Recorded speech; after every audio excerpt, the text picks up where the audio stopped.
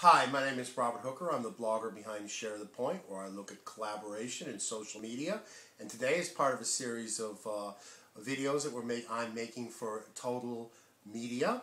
I am looking at female writers on the internet. And I'm very excited about this topic because probably for one of the first times in history, we're seeing a new scientific media moving up where women are, I'd probably say, co-equal to men in forming. I mean, a lot of people say, oh, the internet, it's a boys' area, it was made by men, it was always for men. The fact of the matter is, anyone who's working in the web knows there's a lot of women out there involved in designing it, coding it, marketing it, implementing it. And what I'm going to show you today is some books that I've read over the past few years about women who are thinking about the internet. And I picked these particular books only because they're all written by women, but they've also made me think a lot. It also shows the breadth of thought that women are bringing to the internet and how you really can't say that women writers about the internet are all, say, feminists. The fact is that the diversity of female writers on the internet is as great as the diversity of male writers. And the first one I'll write is a classic. I've spoken about this in other ones, and I'll probably speak about it again. It's Donna Haraway. This collection is Simians, Cyborgs, and Women. The key essay in this one is called The Cyborg Manifesto. The Cyborg Manifesto is probably the most critical feminist piece of text on the human's relationship to technology. Haraway argues that potentially becoming cyborg, which is any state in which humans' identity connects with technology, opens up the possibility of us redefining and transcending existing gender roles. I'm not quite sure if I agree with her conclusions. Sometimes I'm not quite sure if I understand fully what her conclusions are. They're pretty deep.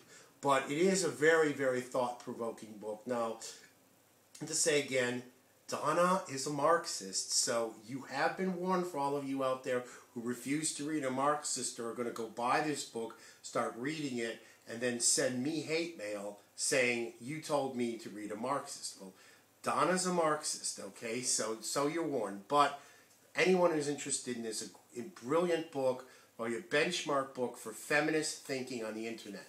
Keeping on the topic of feminist thinking on the internet is a good book, much more readable book, called Sadie Plant. And I think for anyone who just would like a very good introductory book on women in the internet, I would say it's Sadie Plant, Zeros and Ones.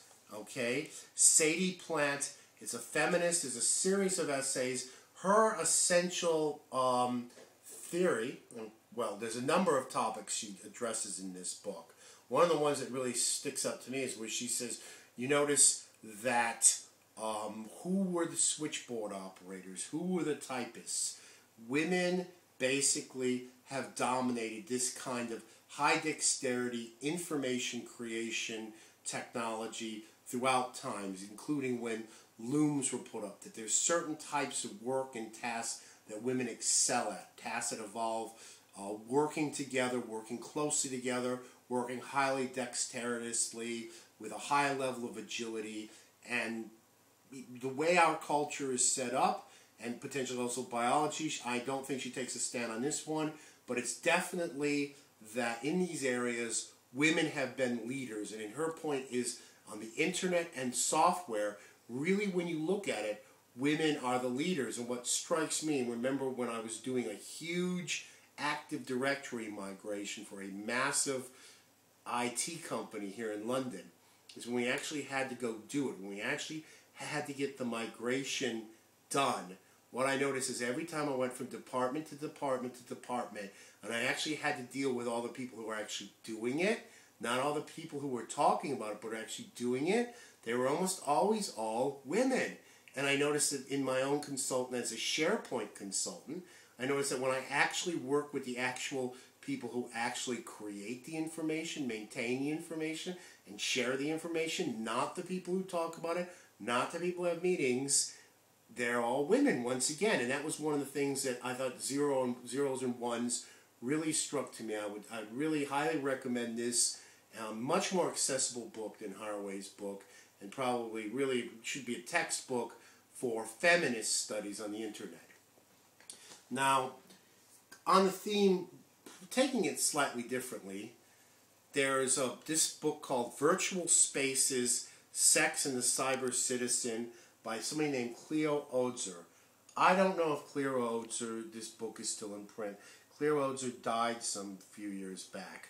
But this book tells her personal experiences of going and having cyber sex. And this is some time ago. This is not Second Life. She's been dead for some time.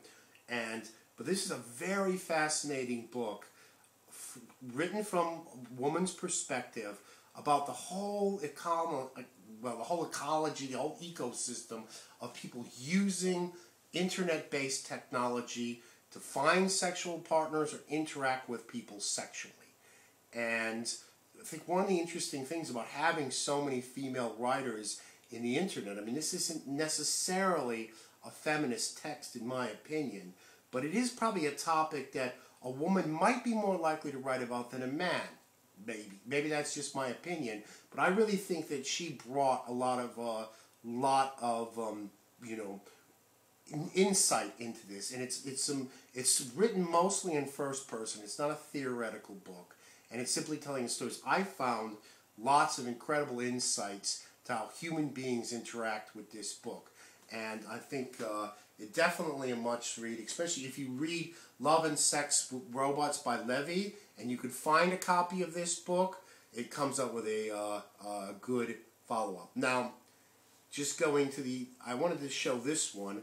It's called Tomorrow's People by Susan Greenfield. And I picked this one, not necessarily because I think it's a particularly great book. It's an interesting book. But I think this goes the other extreme from the feminists. This is the MBA's view of technology and the internet and how the world is working. This is a very knowledgeable technically, very good insight for where our culture is moving, not just about the internet culture, but also about AI, nanotechnology, biology, how technology and science is changing us, all the kinds of concepts that science fiction writers and geeks write. This is a very concise, it's not very long, very, very concise, very well read, very well thought out book. You could give this to your boss. It would be a book you could hand out to the suits at work who don't understand the internet technology. And once again, a female author, so showing one when you take Donna Haraway or Plant on the other hand, to this book, the great depth of writing, a point of view that women are bringing to the internet. Now for this talk today, the last one is Barry. She's an Australian writer. This is called Law and Internet Cultures. Okay, it's published by Cambridge. Now, okay, this is probably, I can hear you yawning out there, okay? But to be honest with you, this, even though it really is a book about law and legal matters by a legal scholar, this is one of the most insightful, interesting books that I've ever read about civil rights issues, human rights issues, and not just that, about internet culture in general. In fact, I would say that if you really had to decide, if I had to decide on one overall book that is going to make sense of the current internet culture, current internet politics, and current internet government, I would definitely say it would be this book. Okay? Really, not necessarily a feminist perspective in any way, but a really brilliant legal perspective, written in a way that I think any technologist could understand. She writes about open source, she writes about file sharing, and all the things that are near and dear to a geek's heart. If you've ever stopped to think, well, you know, I like doing file sharing, but is it right or is it wrong? What is open source technology? Things like that. This is definitely a fantastic book for this, and probably of the group, this is the book I highly recommend the most. Once again, it's Robert Hooker. Thank you very much, and good luck to you.